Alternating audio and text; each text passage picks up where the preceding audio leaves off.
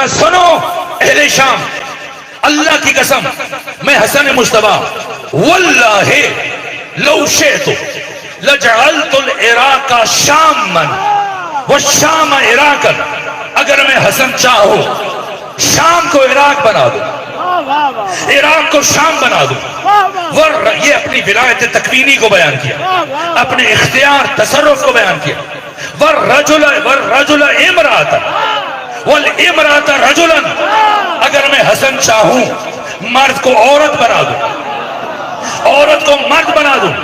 اہل سنت عالم ابن ابی الحدید معتزلی متوفا 656 ہجری جو جملے لکھے، کہا جب یہ کہا امام حسن مصطفیٰ نے فقام رجل من الحضار، حاضرین میں سے ایک شخص کھڑا ہوا اور امام حسن مصطفیٰ کی طرف دیکھ کر کہنے لگا یبن ابی تراب، علی کے بیٹے، من یقدر علی ذالک، کس میں اتنی طاقت ہے وہ اتنی بڑی بات کر سکے. فنظر الامام الیہ شزرا، امام نے خیرہ نگاہی سے اس کی طرف دیکھا اور فرمایا اما تستحیین ان تقعدی بین الرجال، شرم نہیں آتی عورت ہو کر مردوں میں بیٹھ گئی؟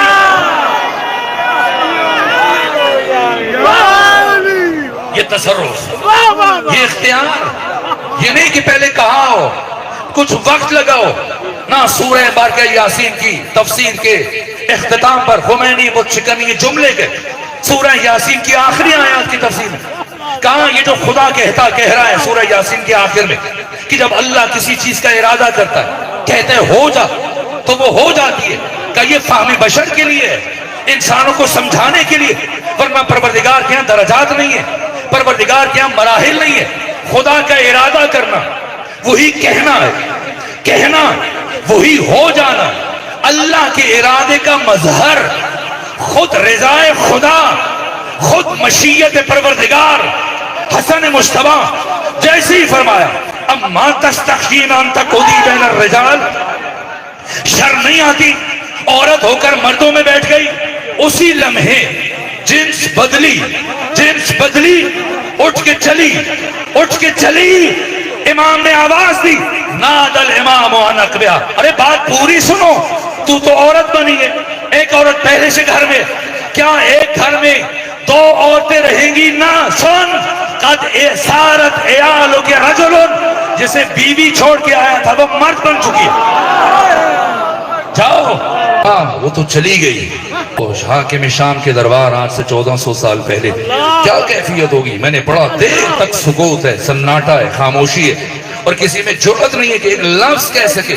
یہاں تک کہ کافی وقت گزرنے کے بعد حاکم شام نے سر اٹھایا، کہا یا ابا محمد، یہ امام کی کنیت ہے، آپ کا اسم گرامی حسن مصطفیٰ، آپ کے القاب میں صالح ہے، ذکی ہے اور باقی القابات، اور آپ کی ایک ہی کنیت ہے ابو محمد.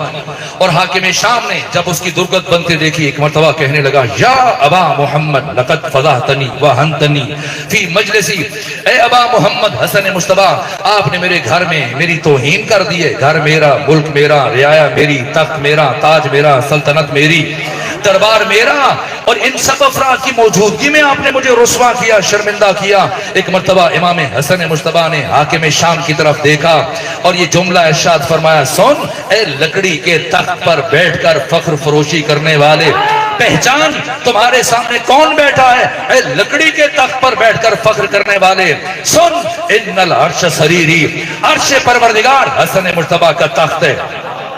ان العرش سریری، میرا تخت عرش پروردگار ہے. والاحمد ضمیری، میرے ضمیر کا نام محمد مصطفیٰ ہے. وعلی امیری، میرے امیر کا نام علی ابن ابی طالب ہے. والحسین وزیری، میرے وزیر کا نام حسین ابن علی ہے. وجبریل فقیری، میرے دروازے کے فقیر کا نام جبرائیل ہے. اور سن اے لکڑی کے تخت پر بیٹھ کر مجھ سے گفتگو کرنے والے، اب اس سے آگے نہ بڑھنا. ان شئت اقل لک سیری، تو بھی انسان بنتا یہ تجھے بھی کہہ دوں سیری.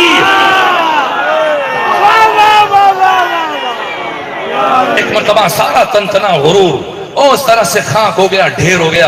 اب ضرورت نہیں ہے کہ زبان کو حرکت دے، مبادہ ایک لفظ زبان سے ادا کرے تو وہی حال ہو جائے جو کچھ دیر پہلے کسی اور کا ہوا تھا.